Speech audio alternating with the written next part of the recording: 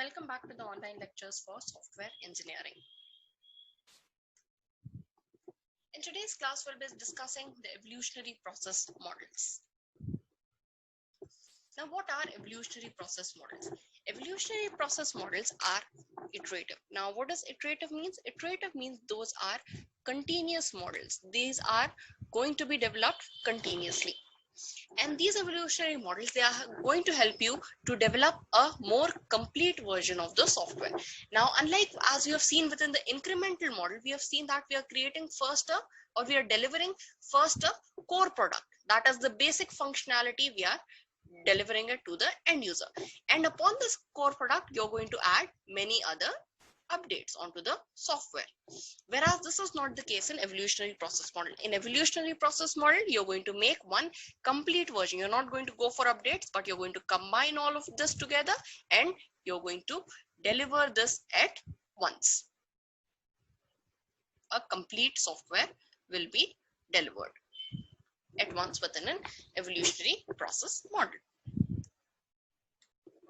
Now, there are a few types of evolutionary process models. There are three basic types of evolutionary process models. Now, before that, we'll discuss when are we going to use the evolutionary process models. Now, we're going to use the evolutionary process models when a minimal version of the software is not required. When a minimal version is not required. Now, minimal version means you do not want only a basic functionality to be delivered. You want the entire complete software. Let me again give one more example for this. Now, if suppose someone wants a Word document to be developed, or like word processing, you will need the Microsoft Word software to be developed. So if we use incremental process model, you might first have, at the first increment, you might only have like the basic functionalities, basic editing requirements. Then within the next increment, you might get some more advanced features like page layouts, headers, footers. Then you might get some graphics to add or animations to add. You might get different features within different increments. But when this is not required, you go for evolutionary. That is, all of these things should be delivered at once.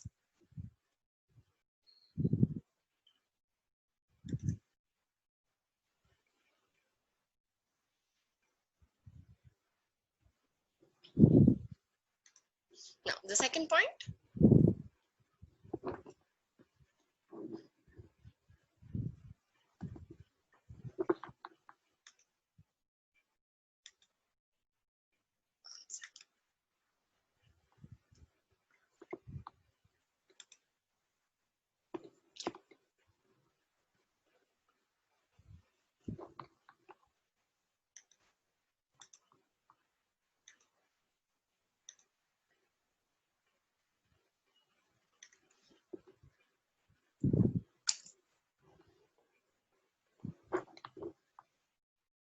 Just a moment.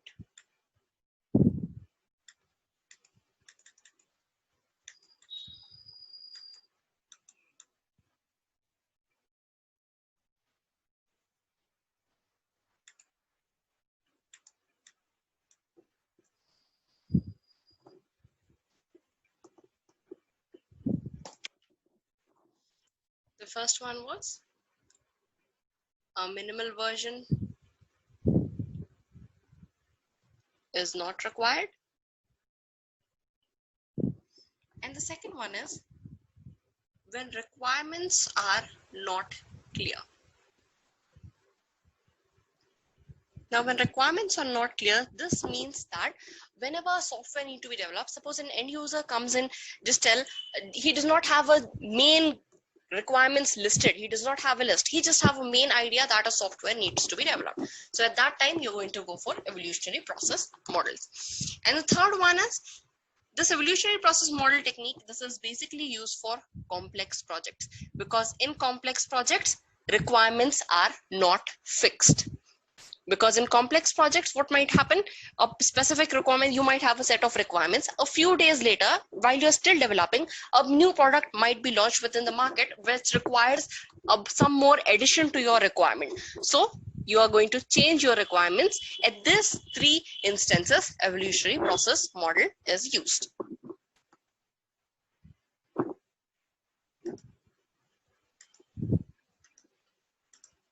Now, there are 3 types of evolutionary process models.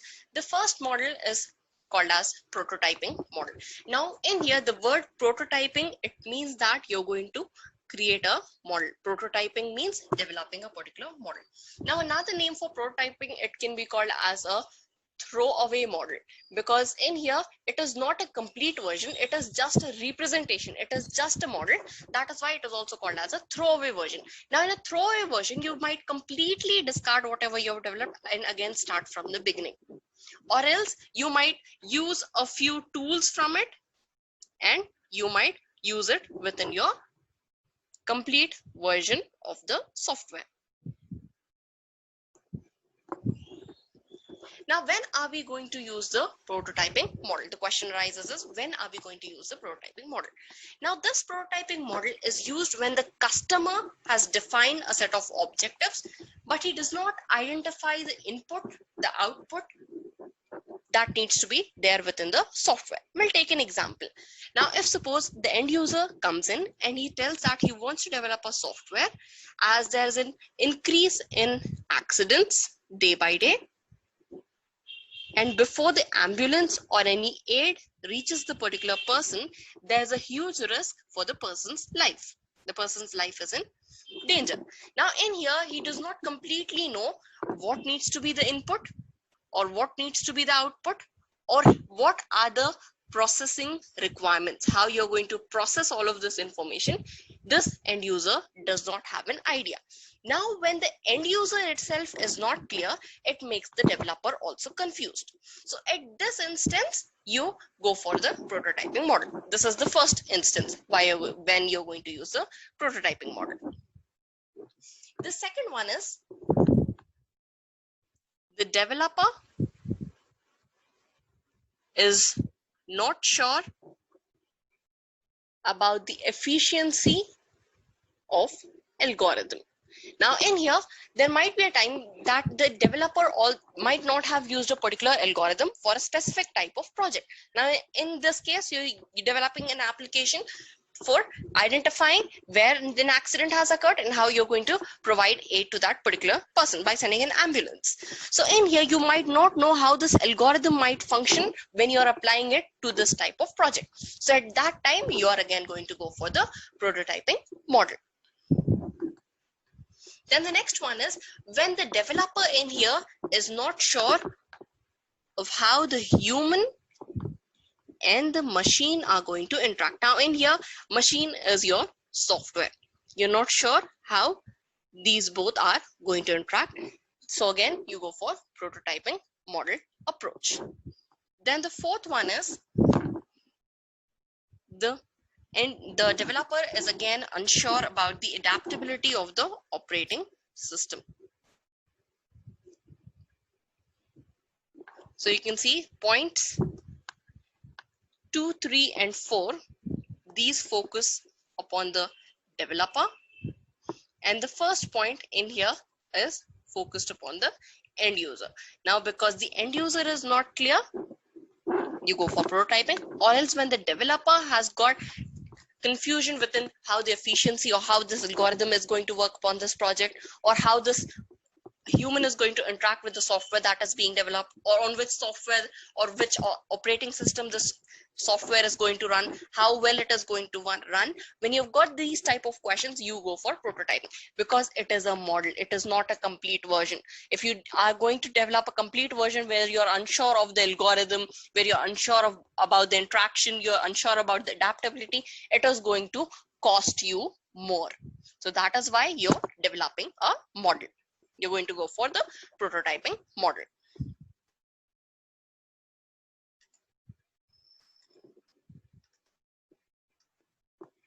So I told you prototyping is used when the customer defines a set of objectives that does not identify the input, output, or the processing requirements. The example of the accident software that needs to be developed. Now, one more example that we can add for prototyping is that now when multiple you've got multiple versions of applications that are available that we're using nowadays, but you also have got the same applications beta version is also there.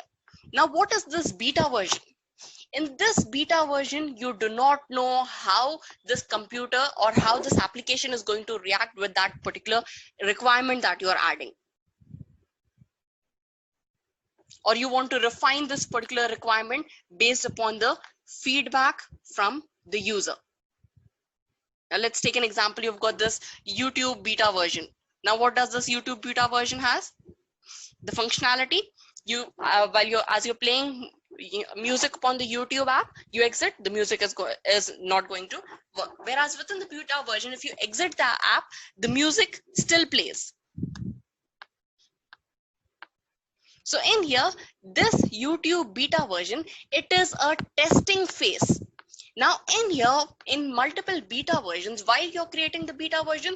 Because you're testing some specific functionality and you're going to take customer feedback so that you can refine this. Based upon this feedback, based upon those requirements, you're again going to add those changes within the main app. You could add them within the main app. Now there are multiple features within the beta version that do not get updated onto the main apps. Now what is the reason? There might not be good support that is provided. There cannot be a good human and computer interaction, or the algorithm or the software that you're using, that might not function properly. That is why there are multiple beta versions that are available within the beta version apps, and they are not available within the main apps, or there might be a chance that they might be updated late.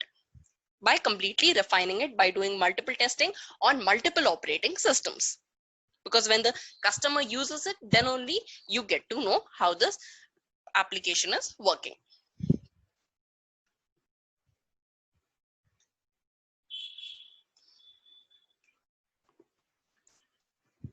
Now this diagram is going to give you a quick review. Now within this diagram, there is a prototyping model. Now with the first phase is communication. Within the communication, what happens? A end user is going to come and tell you what are the features he might like within the software, or a few specifications are going to be mentioned. Now based on that, as you're creating a prototype, now this within the prototype you're rapidly developing, you want to clear what you need to clear all of the doubts, what are the requirements that genuinely need to be there. Based upon that, you're going to make a quick plan, because you need to identify, or you want to draw a clear line between the requirements that are mandatory and that are optional. So you're going to make a quick design. Now the modeling of the quick design, these particular applications, these are basically made upon the visible aspects. Now what are the visible aspects within a particular software? Now the visible aspects within a particular software, those are the output display that is visible to the end user. The end user might not understand the complete coding part, but if he sees the output display format, he's going to understand, okay, yes, this is how your screen is going to look like. And the second one, it is your user interface layout. What are the different options that are available, where they are available. So this prototype model, it is built upon these two things, that is your output design and your user interface layout. And then this prototype is going to be shown to the end user. The end user is going to see this, what are the different applications, features, and based on that, he is going to give you feedback. Now, based upon this feedback, you're going to again add more features. This entire thing is this entire circle is going to be repeated until you get a acceptable prototype. Acceptable means that has got all the features, specifications, functionalities that were required for the end user. Now in here, if suppose the end user wants to make a change, he wants to change one feature, he wants to, or he might want to add a particular feature, he might want to delete a feature, then that can also be done, because you are repeating this process until it becomes acceptable by the end user. This is the prototyping model.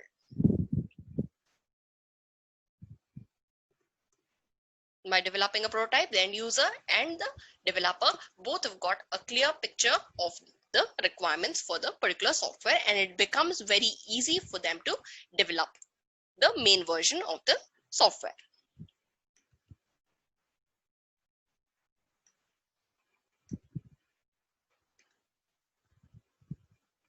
Now I've jotted down the same points. Now coming on to the disadvantages of prototyping model. Now, despite the advantage of prototype model, you also have got a few disadvantages. Now in here, as you're creating a prototype, you're creating this prototype in a rush because you need to clear the requirements. So whenever you're making a particular software in a rush, what happens in here, you might neglect the maintainability of the software and the quality of the software, because you are just going to pick whatever is first and you're just going to make a model out of it. So in here, your quality and maintainability might just go down, or it might be completely overlooked. The next disadvantage is the product delivery can be late. Now in here, this product delivery can be late because you do not have a complete idea of how many cycles it is going to take place to complete the entire software. You're unsure of the number of prototypes that need to be developed. And the use of inappropriate operating system or programming language. Now you might overlook a few disadvantages of a programming language, or how adaptability of an operating system while you're creating an operating system in a rush.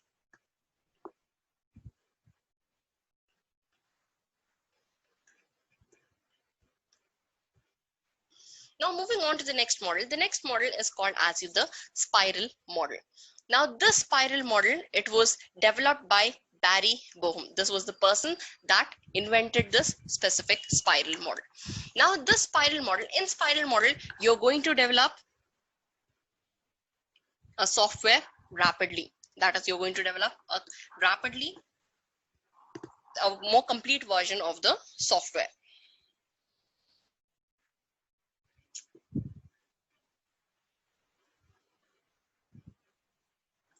Now this spiral model, it is combination of two techniques. The previous technique that we have studied, the prototyping technique, and the waterfall model technique. Spiral model is combination of these two things, the prototyping model technique and the waterfall model technique.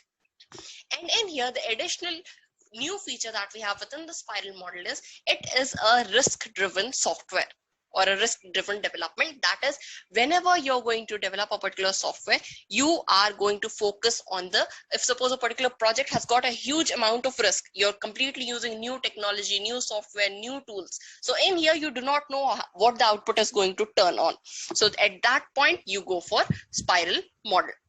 When you're using new tools, new techniques, or new programming language, you're implementing it on a new operating system. When everything is new, you do not know what the output is going to be. The output is not known, so you go for the spiral model. It is a risk-driven model. It is a risk-driven model.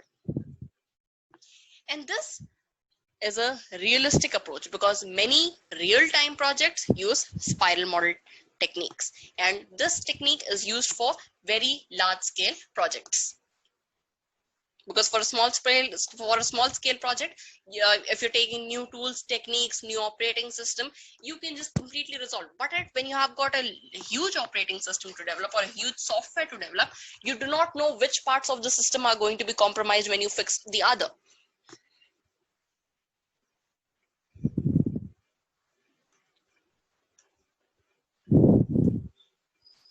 Now, as I told you, this is a combination of the prototype model and the waterfall model. Within the waterfall model, you know the different steps, that is communication, planning, modeling, construction, and development. Now, within this technique, what happens is that you're going to follow a clockwise direction, that is starting from the center. That is, you're going to start from in here and you're going to move forward. Now in here, each of the segment, that is communication, planning, modeling, construction, deployment, this each acts as one segment. It acts this one segment in this entire clockwise direction thing. Communication acts as one segment, planning, modeling, construction. Now, as this iteration is going to go on at each instant, that is after completion of one cycle. Now in here, as you're starting in here,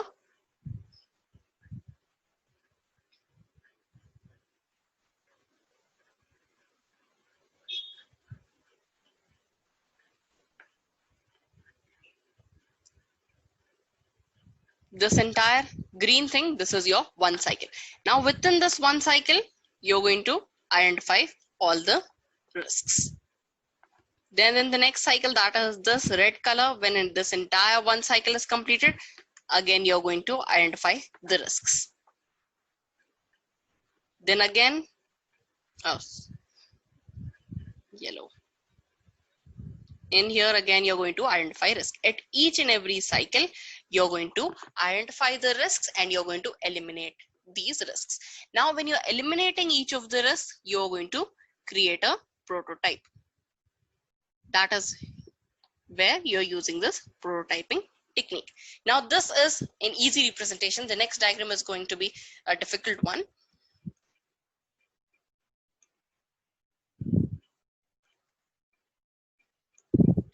Now this diagram you can draw when this particular spiral model answer, if it is asked for 10 marks or if it is asked for 5 marks, you can draw the previous diagram.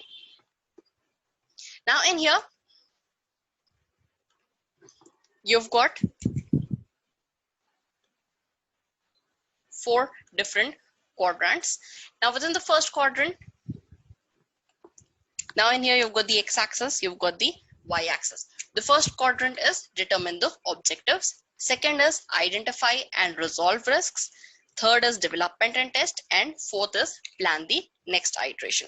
Now in here, what is going to happen is within the spiral model, you're going to start from gathering the requirements. The first cycle in here, concept of requirements. How you're going to collect the requirements, that is going to be you're going to start it in here. 1 second, just try it clear.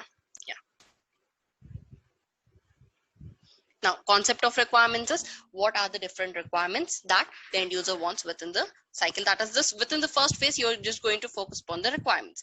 Then the concept of operation, how you're going to operate on the requirements. Operation means what are the tools you might be using. You might be discussing that. Then when you know what you're going to do, you're going to make a schedule. You're going to identify when and how many members are going to work upon the particular team. Requirement planning in here means you're making a schedule.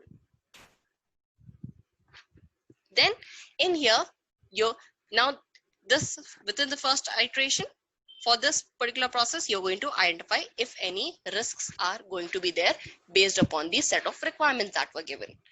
Based upon that, you're going to make one prototype. One prototype will be developed. Now, what is a prototype? Prototype is a model. Now, when this first iteration, first cycle is completed, after that, you're going to start with the next iteration. Now, within in here, you're going to take all the requirements. First, you have just seen the concept of requirements, what needs to be developed. In here, you're going to take the requirements of the software. Software requirements are going to be taken in here. You're going to gather all the software requirements. Then, based upon these requirements, you're going to do is verification and validation. Now, a clear thing that I'll tell you about verification and validation.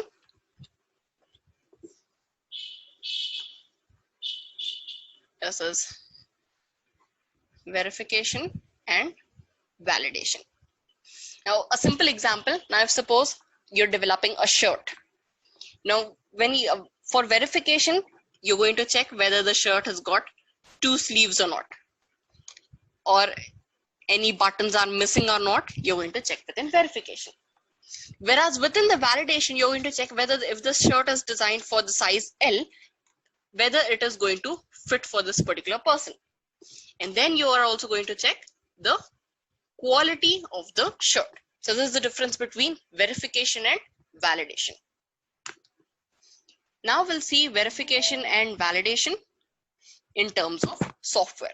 Now in here, you can say that verification is the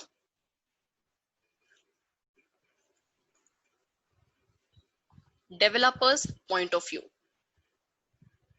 It is the developer's point of view. Whereas validation It is the client's point of view, how the end user thinks this system is. Now in here, within verification, what you're going to verify, you might verify documents, because in here you've got no sleeves and buttons. You're going to verify the document. You're going to verify the design that you've made for the prototype. You might check the test plan. Now, what is test plan? Now, as within the previous model, if you remember, or you might refer the previous video, within planning phase, what you do is you identify the different risks that might be available within the software, right? So in here, if there is a particular risk, what you do is you create a test case scenario. You create a test plan. That is, if suppose, now if I'll give you an example, what happens if suppose you're creating a Gmail login page. So there is a sign in button. Now within the sign in button, if you enter a correct email ID and password, it should direct you to the home page. If you're entering an invalid email ID and password, it should give you a pop-up page that tells you to enter a correct email ID and password. So this is a test case scenario. What happens if you give correct input? What happens if you give a wrong input?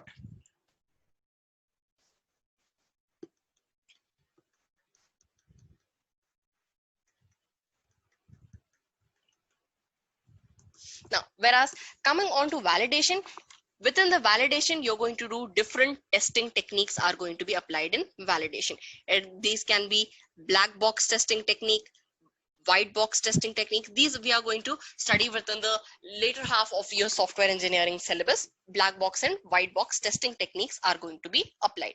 Now within this validation, you're going to also check the execution of the code, how the code is being executed. And within the verification, code is not checked in here. So there's a difference between verification and validation.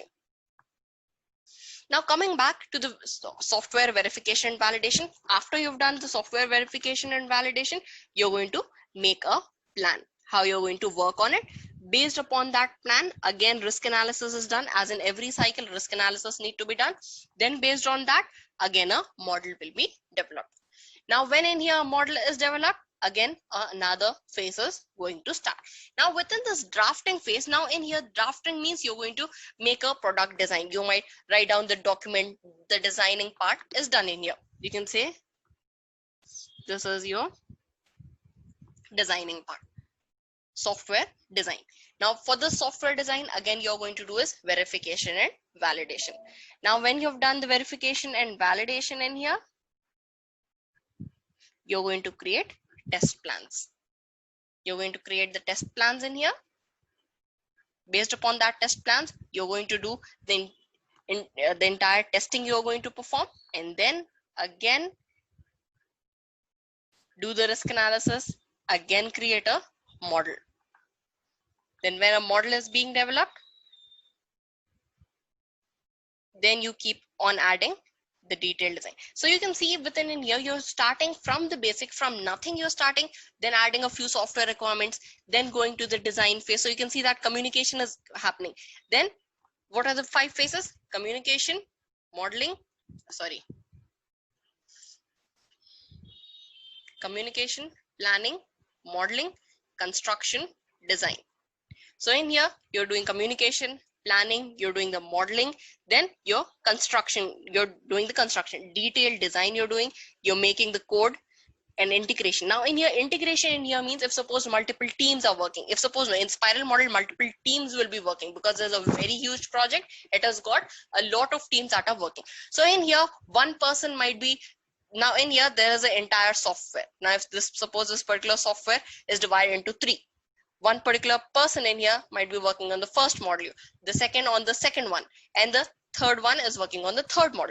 So in here, all of these 3 are working differently. You need to combine all of these 3. That is called as the integration part. You're going to do the integration, and then now in here, when you're doing the code part, the integration part, then again you're going to do the testing. First, you've created a test plan, then you're going to do the testing. After that, after testing, you're going to implement this entire software. That is the release of the software. After doing the testing, the implementation, this is the deployment phase, where the product is delivered to the end user. The end user is going to test all the features. He might be giving you a feedback on this. This is the spiral model.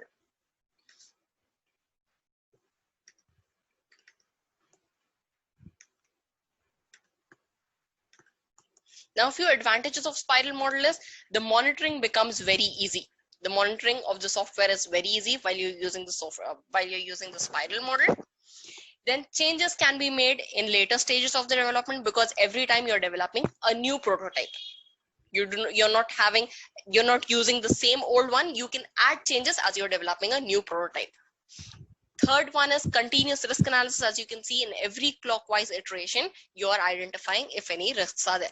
Now, when you're identifying the risk, you're going to make the test cases. Based upon that test cases, you can remove the risk. Then reviews are conducted early. That is, in here, as the reviews are conducted, that is, whenever you're making a prototype, you're going to ask customers feedback. Based upon that customer feedback, you're going to make changes within the software. Whereas within the previous model that we've studied, like waterfall model, you got late feedback after the entire software was developed. Then you got feedback of the particular software. So these are the advantages of the spiral model. Coming on to the disadvantages of the spiral model. Now, within the disadvantages, now as this is a risk-driven software, expertise are required in risk handling. Common developers cannot do the risk handling. You want expertise, you want a few people of your team to do the training part, or that is going to cost a lot, or else you're going to hire a few expertise from different areas so that they can assist you in the project. That is again going to increase the cost. Then it is a complex model, because at every instance you are creating a prototype, and it is complex because the requirements in here can also be changed. The cost is high because every time the prototype in here is being developed from scratch. There are strict rules to be followed. Now, strict rules are to be followed because multiple teams are working in here.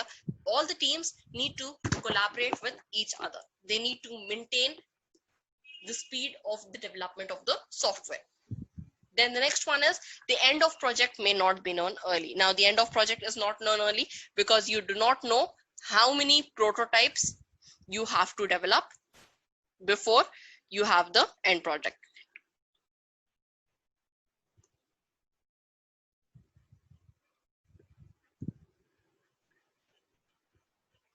How many prototypes need to be developed is not known.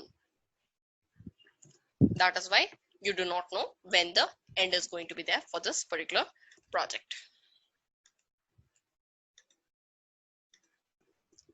The last model is the concurrent development model. Now, this concurrent development model, this model is also called as the concurrent engineering model. Now, as the name concurrent means that you're again going to have multiple teams. You're going to have a team A, a team B, a team C. All these are working concurrently at the same time. Now, this concurrent model is going to make use of framework activities. Now, what are framework activities? The activities that are used within the waterfall model: communication, planning, modeling, construction, design. Remember, you need to remember this in an order. Then software engineering actions. Now, what are the software engineering actions?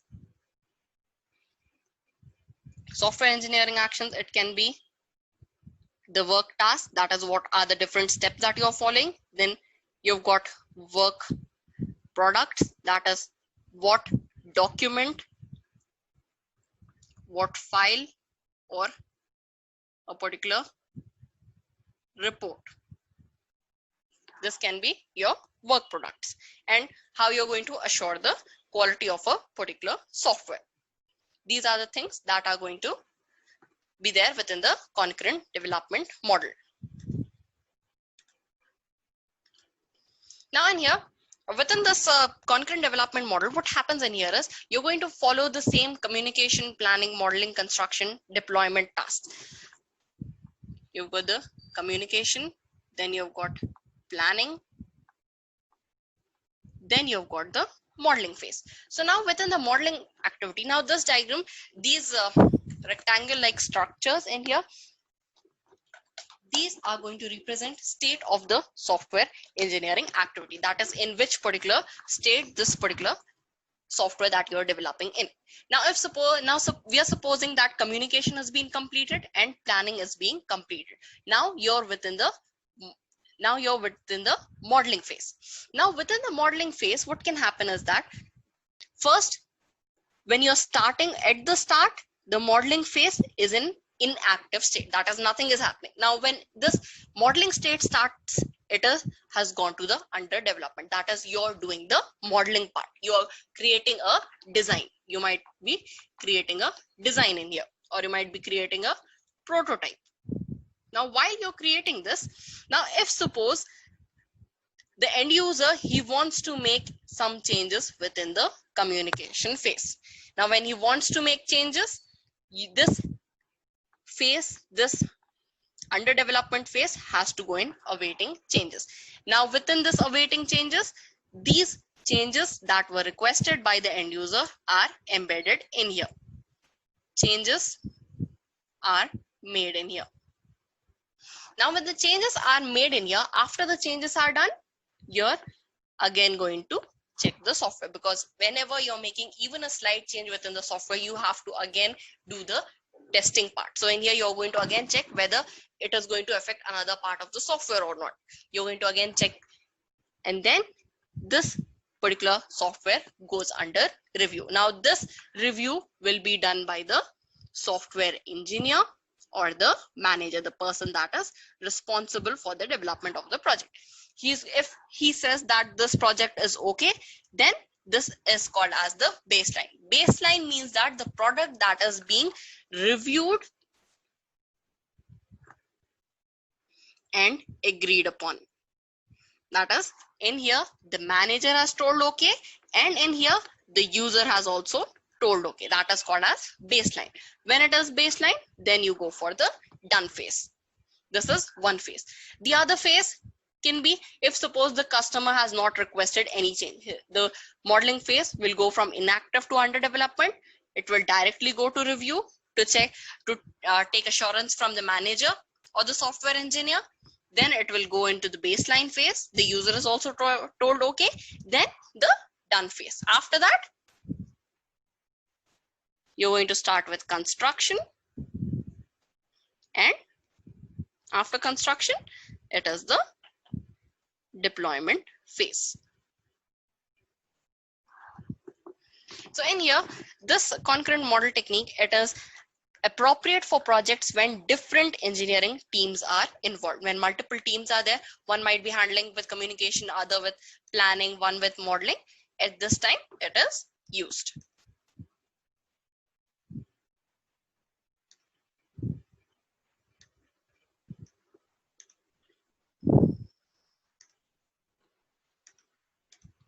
Now the advantage is that it is going to give a clear picture of which state a particular project is. Now state means whether it is in awaiting changes phase, or it is in done phase, or it is in revision phase. You'll get to know that. It will become easy to understand because you know what state each module is in. Then new features can be added late in the project because it has got the awaiting changes phase. Then a disadvantage is that now, as I told, that multiple teams are working upon this project. So in here, as multiple teams are working, if suppose one requires a change, then it might result in the entire drop down of this particular project. A halt will be there for the particular project. Now, so coming on to the final comment on evolutionary process model, that is what all of these evolutionary process model, what is the problem in them, or what we say with the final summary of this. Now this becomes difficult in project planning. Now it becomes difficult in project planning because you do not know the number of prototypes that need to be developed so that you make a complete version of the software. Then the speed of the evolution is not known. Now in here, speed is not known. In here, it means that you do not know how much time it is going to take to complete this entire software. Whereas the third one is, it does not focus on flexibility and extensibility and more emphasis on high quality. Now in here, while you're developing prototypes in a small amount of time, so that you get a clear picture of the requirements from the end user. You are neglecting the flexibility of the software that is on various platforms, whether it is able to perform well or not, and then whether the extensibility, whether you can add more updates to the software or not. That is not known when you're using the evolutionary process model. You're giving more emphasis upon the high quality only, whereas this flexibility and extensibility are getting neglected. The last one and the most important one is the time to market. Now, if suppose an end user comes with a request that he wants a particular software that needs to be launched within the market within a specific period of time. Now, if suppose you've taken a lot of time, suppose a year or a year and a half, something you've taken to develop a particular software, some specific features that were not there within the market. Now assume that a month before or 2 months before, another company launches the very same product, a software with the same features that you planned. So in here, if you're unable to deliver the particular software to the market within a specific period of time, this particular software becomes useless and there is no use of this particular software. The entire money, the entire resources, the entire technology, tools that you've taken for this particular technology, it has all come to waste. Because if suppose this particular features, they were launched at a very great price, so who's going to come for your particular project? You need to add a few more features. Again, more input, more manpower needs to be given as input for this particular software. So this is a final comment on the evolutionary process model.